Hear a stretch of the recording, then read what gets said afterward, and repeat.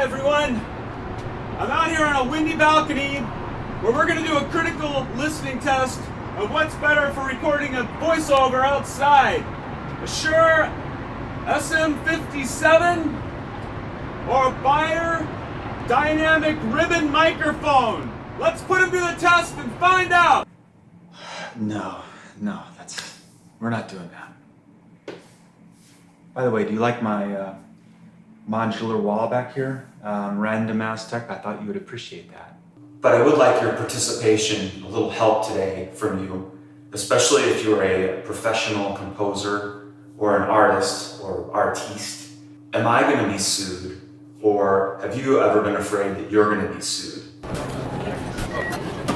Not from something you've done that's illicit or illegal in the usual sense, but in light of the whole Katy Perry thing with the Christian rapper and now the rumblings I see about the Lady Gaga song. It's a little unnerving for composers. And I use the term professional composer and artiste on purpose. I'm just here at the gym, getting a little sportsy, getting a little fitness going.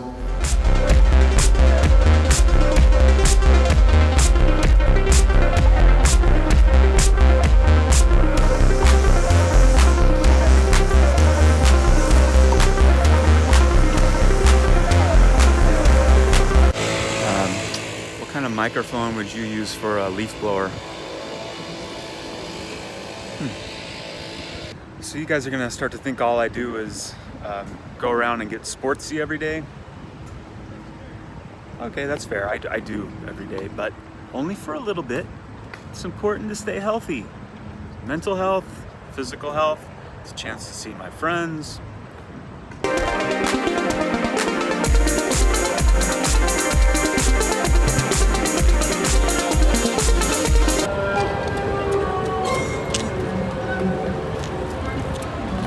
The Grant Park Orchestra playing in that's not the Petrillo. The Petrillo band shell's over there. This is the Pritzker Pavilion, is that right? Pretty cool, isn't it? So before I mentioned the whole dichotomy between being a professional composer or being an artiste, and there's a little bit of, it's a gray area, but there's a dichotomy between the two of those. And for me, I like to think about it in terms of time, and a lot of, when you're writing to a brief, often you don't have much time. You might have a day or a couple days.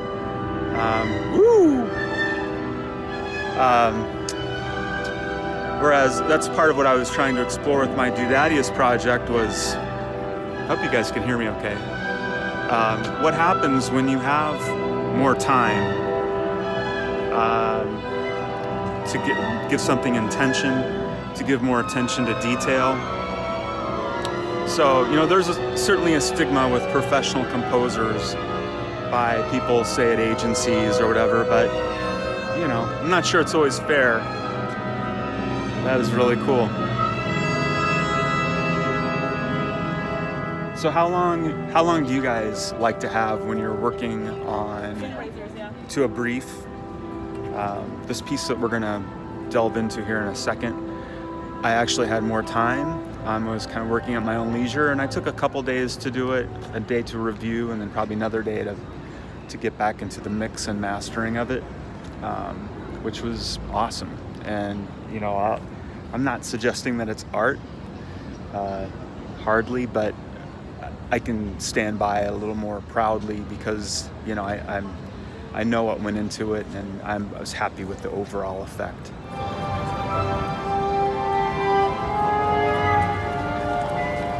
My wife made me swear that I wouldn't cry in this vlog, so I'm not going to do that. But God, that came pretty close to making me cry right there.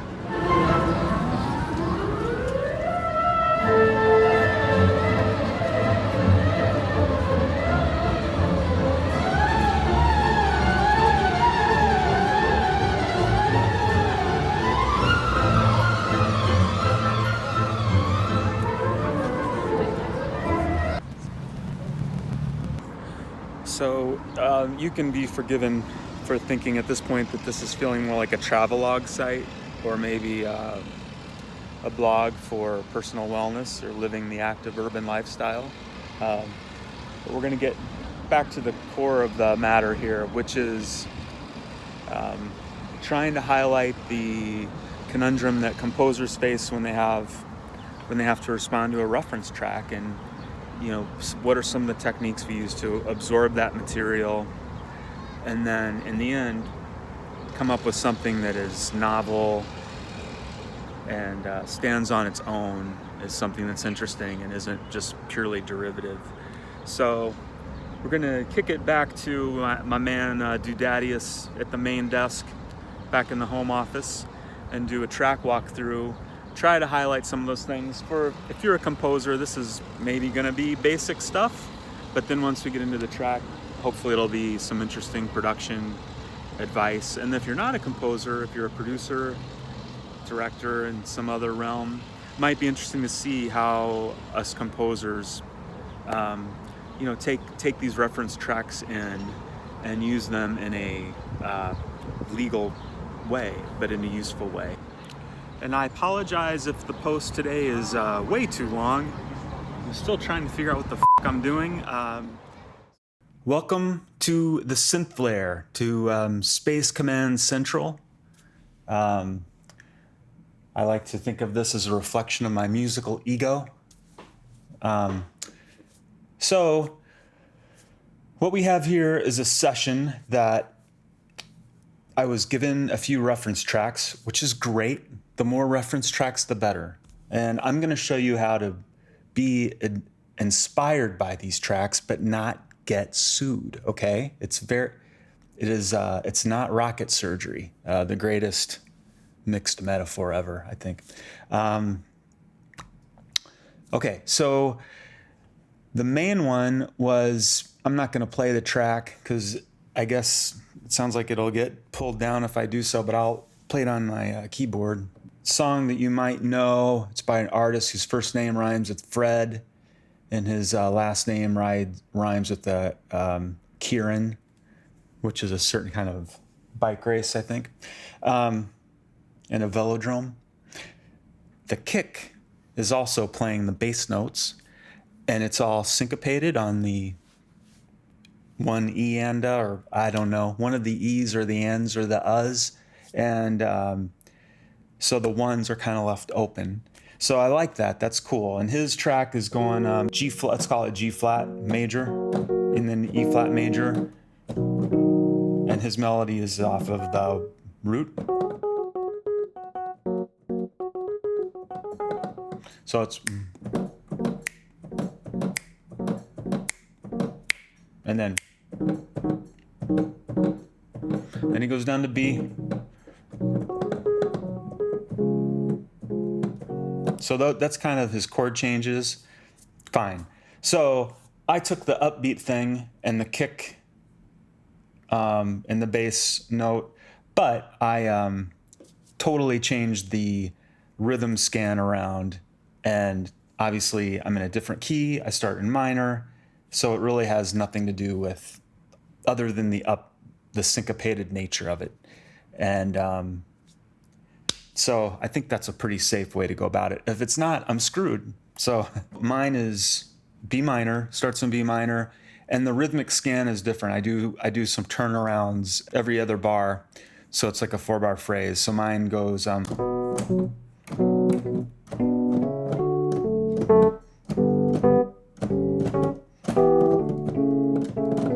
so there's more going on, which maybe I've made it too complicated, and I've been accused of that on a weekly basis, and I'm sorry, but it's my natural inclination. But so it takes the kernel of what Fred was doing and turns it into something new. So there were some other things that I liked in a couple other tracks, and I'm going to play little snippets for you. I really like the keyboard, kind of 80s keyboard sound in this one. I'll play in, that's enough of that. So I like that keyboard sound, so I'm using that to play my main riff instead of some different things that the other reference track is playing. I wanted to go to more of a harder edged trap thing at the end, hi-hats and the clap sounds. So listening to some of that sort of vibe. Ooh, sorry for the language there, kids. I liked the atmospherics. I like on this song how there are pads and different sound design elements kind of pushed into the back that are giving it a nice richness behind the crispy stuff that's going on up front. I just like the spaciness of what's going on. So that's the trick. That's how you do this. It's not that hard. You can use reference tracks, you can take elements from them, but you've got to make them something new, combine them in new ways. And hopefully you'll agree that that's what I've done and not that I've ripped any of this off. Now, I have them all in my session up here, and it's nice because once I get to the mixing stage, it's great to be able to pull these up and listen to them, hear how they sound, how the bass is working, and kind of make sure that your mastering and everything is getting in the right zone. I know what we're doing here. It's just a silly pop track, but it's my pop track, and I want it to be as good as it can be, right? So my main riff, I ended up playing it. I used a lot of hardware synths on this track, and the main riff was being played by an Oberheim. It's back over there. And what I do is just play the notes in MIDI, and then send it over. And then as I record it down, I'll tweak the knobs and whatnot so that I feel like I'm doing something. So there's our main riff.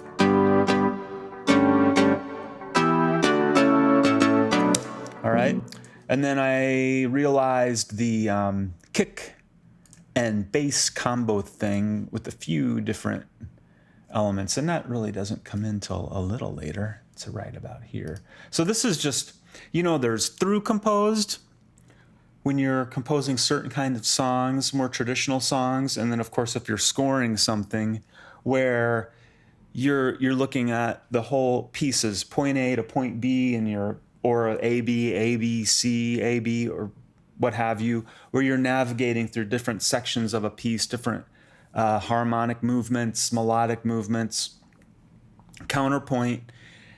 That's one way of working. Another way is more this loop-based style, and you, like in my case here, you've got a 4-bar phrase, and I start by just looping it over and over and getting down into the nitty-gritty of the details of each little part, especially the rhythm tracks. I mean, everything, and really fine-tuning how everything's working and feeling within that 4-bar loop. And then just copying it out, and then going through and building the peaks and valleys and the variations, melodic variations as you move along to keep it interesting. But it's still based on that 4-bar phrase. Not genius stuff, but that's what's going on here. So the kick, I'm using kick 2, which is really cool because you can, by Sonic Academy, because you can go into the sub control, hit the keyboard, and then you've got your notes. So, and you can play with the pitch and the amp to get it to sustain like you want it to do. So it sounds like this.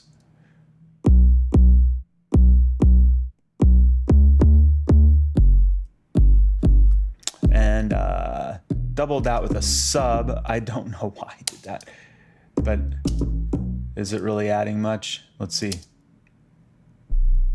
Yeah, it's way down there. I don't know if you can hear that, but it's like way down there. So that's the kick thing. Let's play some of the other percussion. So I spent a lot of time trying to get this kind of snappy snare sound that's hitting with the main riff. Let's play that with the main keyboard, so you can hear how those are working together. So this is.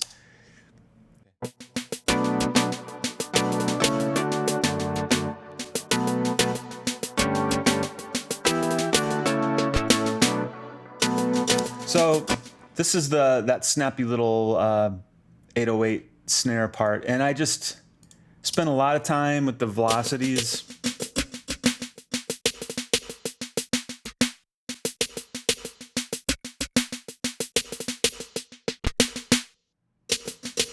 So you want a part like this that is so prominent, you want it to really stand on its own so that it almost has a melodic quality to it. Just there's a layer of percussive stuff that comes in that's set back in space a little bit.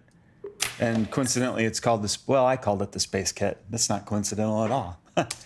Sorry, I thought that was the name they gave it. So together, there's our kind of trappy hi-hat, and then bring in the snappy stuff.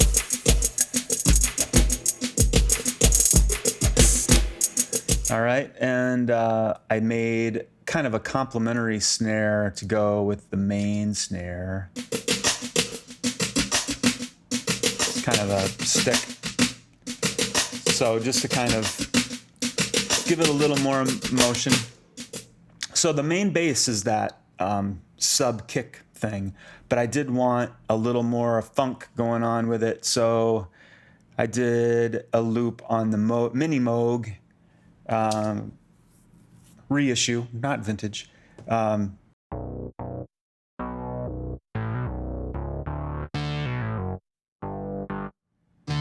With the kick.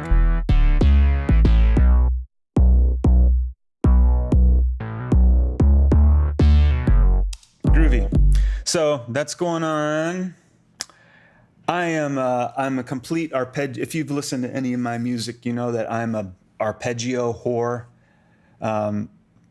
I could just do arpeggios all day and I would be happy as a clam. So in this case, there are a lot of different ways to do arpeggios. You can use different machines, different sequencers to create them.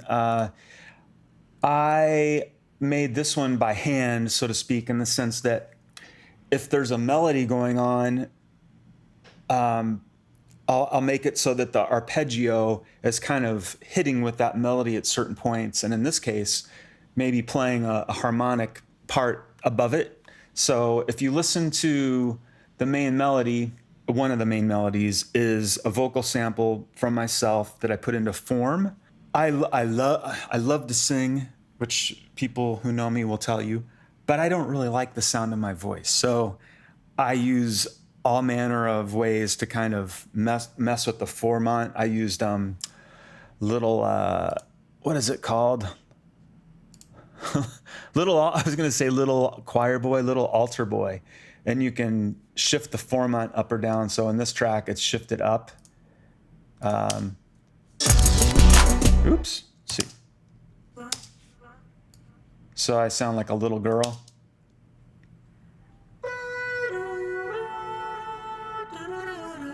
And that sounds rather awful, but that is going to a vocoder, which we'll hear in a second. So that's not really super prominent.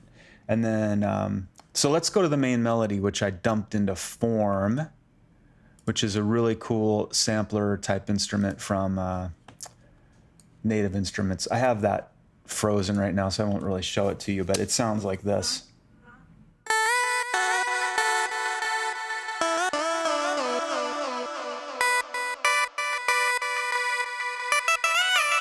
So it's just kind of a sampler, but it has kind of a granular approach to it, and it'll sweep through your sound and get a lot of nice variation to it. So that's our melody. We were talking about the arpeggio. So let's go back to the arpeggio notes. And here's the sound. Here's the MIDI. So you can see, like on this note, I'm grabbing the third up, I think.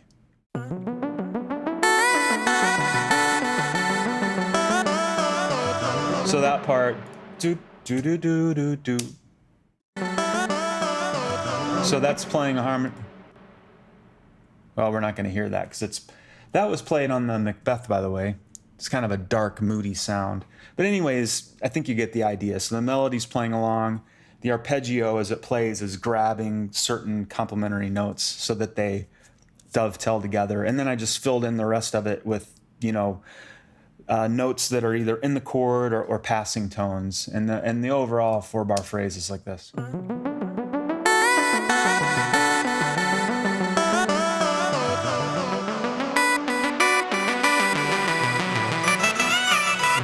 Okay, so that's arpeggio. So for some of the atmospherics, for the stuff that was kind of set in the background and just giving it some depth, I pulled out the old PPG from the 80s and played this kind of vocalish sound, and you can sweep through the wavetable and, it gets kind of this glitchy sort of thing, but it's filtered quite a lot. It sounds like it's got a little LFO tool on it. Shimmer, Valhalla shimmer, awesome. So LFO tool just giving a little pulsing action. Kind of pretty. And then I played the Jupiter 8, another famous synth. You might have heard of it. Trying to emphasize, give it a little soft edge, but trying to slide into those downbeats because we're all on, everything's on the syncopations, and I wanted something to help define the one, but in a subtle way. So this kind of is falling on the, oh, that's not the part, this part. It's got a little soft attack. So it's got a little soft attack right on the downbeats. Let's hear that with the arpeggio. I think that would sound cool.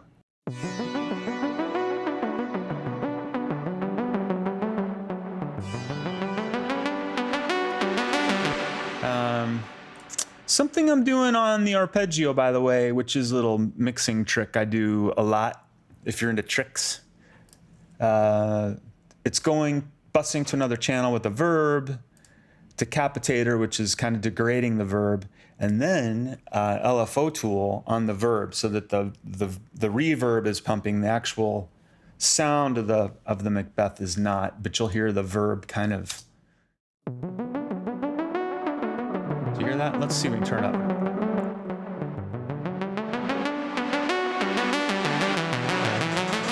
Gives it a little drama.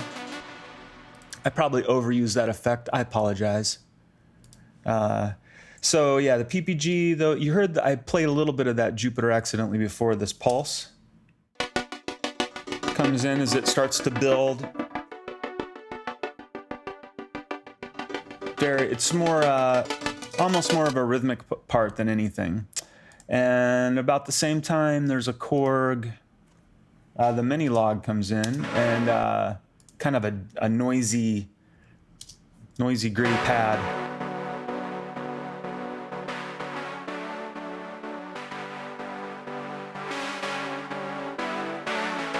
So those are all the main hardware synth parts, but it's quite a lot. Let's play it just because I like the sound of it. Let's play all those parts together and see. We'll play through that first section.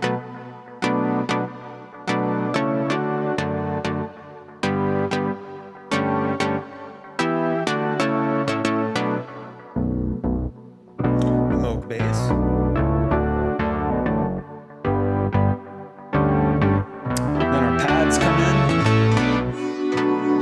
Kind of falling into one there.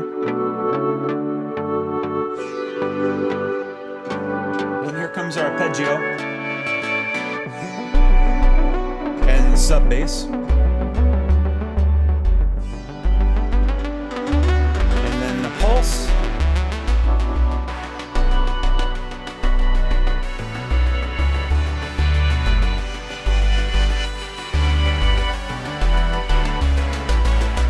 So, and you can hear that, it's a 4-bar loop repeating over and over, but with all these parts coming in, there are variations within each part so that something is always a little different and keeping your ear moving along. So,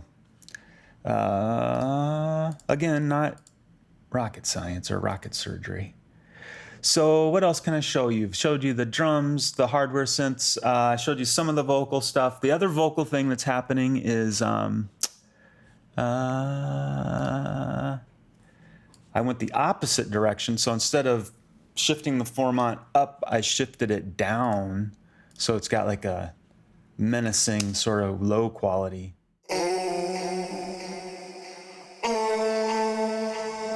And then I did an octave down. Well, it's kind of an octave. It starts out up, and then it goes an octave down.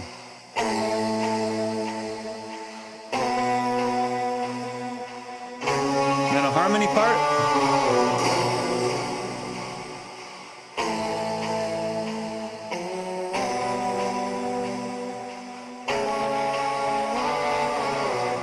All right. And then, so the structure of the song is, and you can kind of see it when you look at the big picture here. Thing I like about, well, we won't get into that. So kind of builds, starts up, builds, breakdown, builds, breakdown, and then has like a 30-second outro, which is more of a thug trap type sound. And there's not a whole lot different going on in there. I mean, it's a lot of the same sounds, but I did record the Atlantis module from IntelliGel, and I knew that I wanted to get like a reverse sort of sound from it. So I kind of figured out the line. It's a very simple line. Here, I'll play it for you. Nope. Yeah.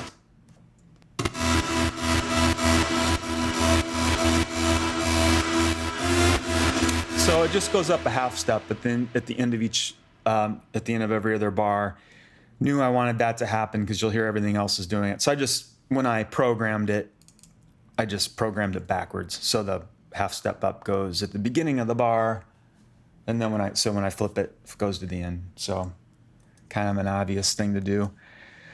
So that's about it.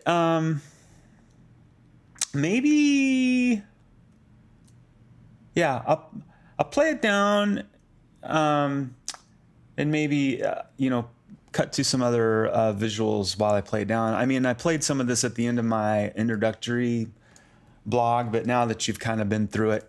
And then what I think we'll do is, in the next video, I might get into some of the mixing parts of it.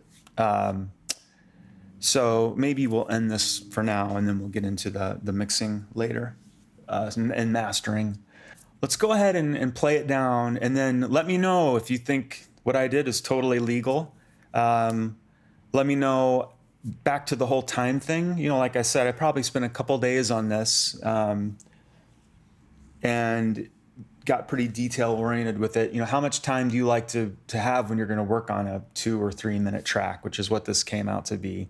I think it takes time to do, even though it's a simple pop track, it takes time to elevate it into something that can hold your interest and is not just a trifle.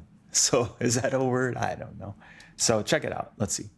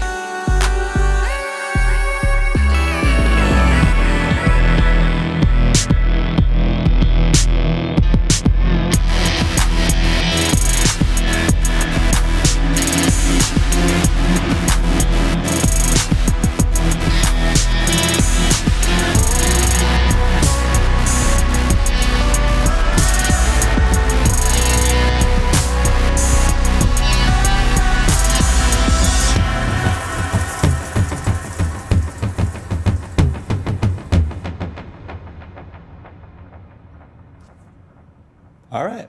Let me know what you think. Thank you.